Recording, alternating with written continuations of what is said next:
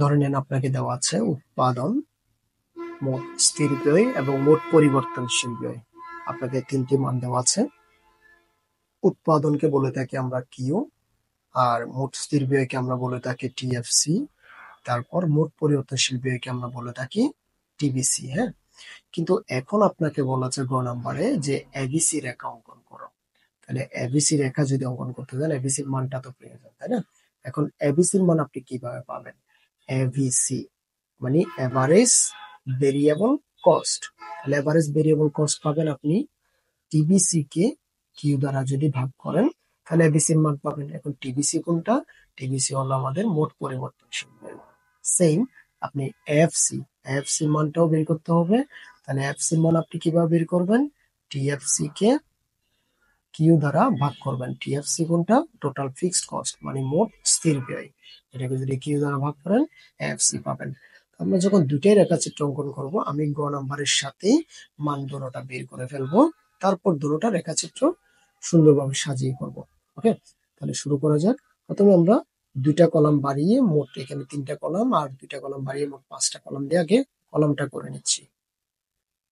আমাদের প্রথমে করব আমরা গ নাম্বার। গ নাম্বারে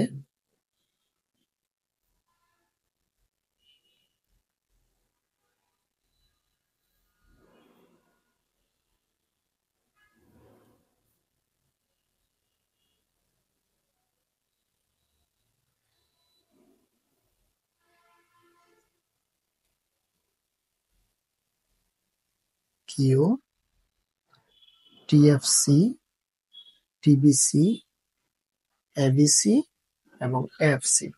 ওকে, তাহলে আমরা এখন কলমের নামগুলো লিখব। প্রথমটা হলো কিউ, তারপরেরটা হলো মোট স্থির ব্যয় বা টিএফসি, তারপরে মোট পরিবর্তনশীল ব্যয় আছে টিবিসি, তারপরে আমরা বের করব এএফসি এবং এরপরে বের করব ABC, average variable cost. So আমরা 1 থেকে 6 পর্যন্ত আগে এগুলো লিখে নিলাম। 1, 2, 3, 4, 5, 6 পর্যন্ত লিখে নিলাম আমরা। তারপর এখন আপনার টিএফসি মান দেওয়া আছে সবগুলাই 10 স্থির করা আছে। 10, 10, 10, 10 এবং 10। টিবিসি আপনাকে দেওয়া আছে 10, 26, 10, 26, 38, তারপর দেওয়া আছে 54, তারপরে দেওয়া আছে 90, 80 দেওয়া আছে, দুঃখিত, 80, তারপরে দেওয়া আছে 110। এখন এএফসি আমরা বের করব, টিএফসি কে কিউ দ্বারা ভাগ করব। তাহলে টিএফসি কে যদি আমরা কিউ দ্বারা ভাগ করি, 1 দিয়ে যদি আমরা 10 কে ভাগ করি, 10 কে 10, তারপর 2 দ্বারা যদি 10 কে ভাগ করি 5, 3 দ্বারা 10 কে ভাগ করলে 3.33, তারপর 4 দ্বারা 10 কে ভাগ করলে 2.5, তারপর 5 দ্বারা 10 কে ভাগ করলে হয় 2, 6 দ্বারা যদি আমরা 10 কে ভাগ করি হয় 1.7। ওকে, এবার এবিসি, এভারেজ ভেরিয়েবল কস্ট, আমরা টিবিসি কে কিউ দ্বারা ভাগ করব। টিবিসি আছে 10, এর দিয়ে 10 কে ভাগ করলে হয় 10, 2 দ্বারা 26 কে ভাগ করলে হয় 13, তারপর 3 দ্বারা যদি আমরা 38 কে ভাগ করি হয় 10, 11, 12, 12.7। তারপর 4 দ্বারা যদি আমরা 54 কে ভাগ করি, দাঁড়াই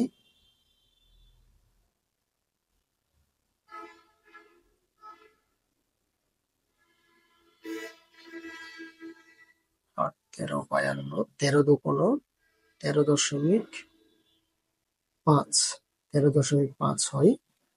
তারপর 5 দ্বারা যদি 80 কে ভাগ করি, 5 ষোলো 80, এবং এরপরে 6 দ্বারা যদি 110 কে আমরা ভাগ করি, তাহলে আমাদের দ্বারাই প্রায় 18 দশমিক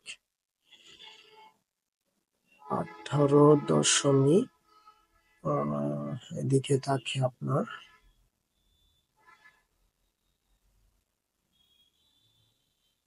4, 40,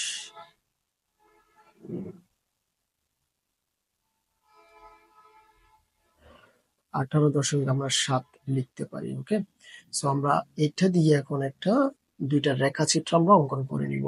প্রথমে গ নাম্বারে ছিল আমাদের জন্য এবিসি রেখা, আমরা এখন এবিসি রেখাটা অঙ্কন করতে যাব।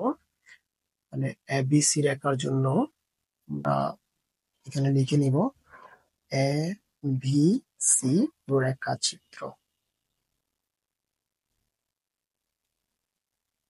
রেখাচিত্রের জন্য ফার্স্ট অফ অল আমরা আগে লম্ব অক্ষ এবং ভূমি অক্ষ নিয়ে নিলাম। লম্ব অক্ষ এবং ভূমি অক্ষ,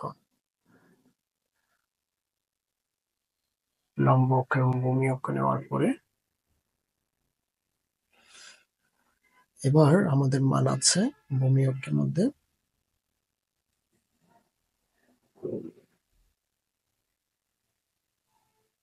এখানে লিখবো আমরা 0 অক্ষ, ভূমি অক্ষ হলো কিউ এবং লম্ব অক্ষ হলো সি বা কস্ট।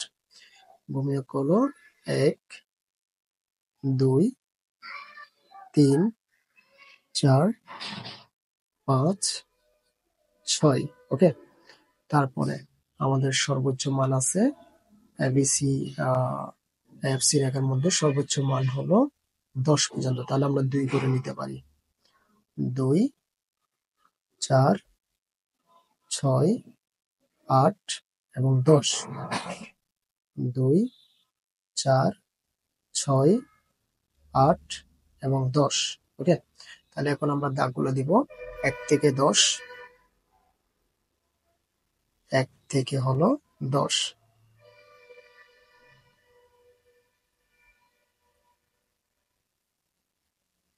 তারপরে 2 থেকে হলো 5, 2 থেকে 5, 5 হলো 6 আর 4 এর মাঝামাঝিতে। তারপর 3 থেকে হলো 3.3, 3.3 হলো 4 এর একটু নিচে আমরা দিতে পারি।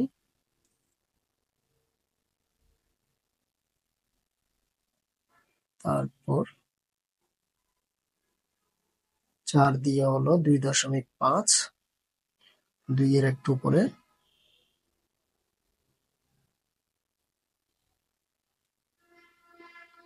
তারপর হলো 2, 5 দিয়ে হলো 2।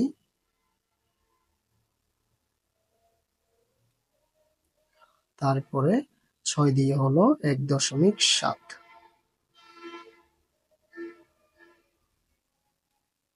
এখন আমরা দাগটা দিয়ে দিব সুন্দর করে। এখন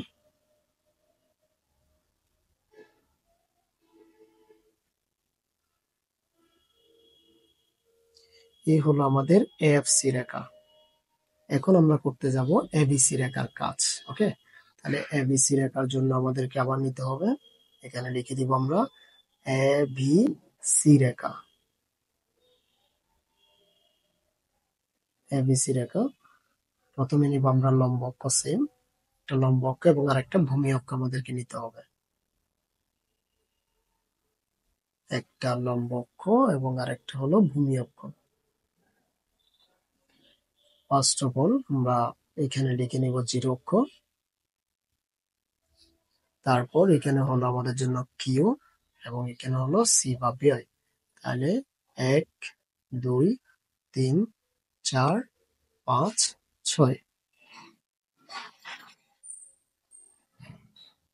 তারপর এখন আমরা মানগুলো বসাবো উপরে। আমাদের সর্বোচ্চ মান আছে 18.7, তাহলে আমরা 10 থেকে শুরু করতে পারি। 10 থেকে আমরা 2 2 করে করে আগাতে পারি। প্রথমে আমরা যেহেতু সর্বনিম্ন 10ই আছে 10 নিলাম, তারপরে নিলাম আমরা 12, তারপরে 14 16 18 এবং 20। ওকে, এবার আমরা কাজ শুরু করব। আমরা প্রথমে আছে 1 থেকে 10, আমরা 1 থেকে 10 এ দাগ দিব। তারপর 2 থেকে হলো 13, 2 থেকে 13, 13 হলো 12 এর একটু উপরে এবং 14 মাঝখানে।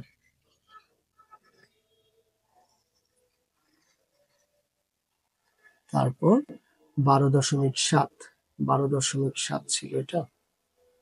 12.7 ছিল, ওকে 12.7। আমরা 12.7 হলে 12-র একটু উপরে করে আমরা দাগটা দিতে পারি।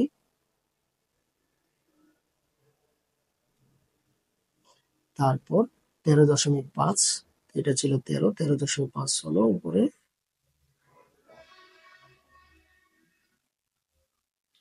তারপর হলো 16,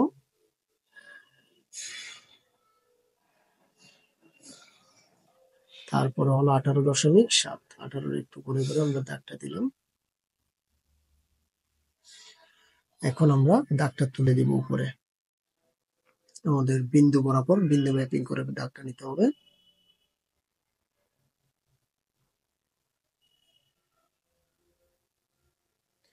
এই ছিল আমাদের এবিসি রেখা, ওকে, এটা ছিল এবিসি রেখা। আশা করি বুঝতে পেরেছেন।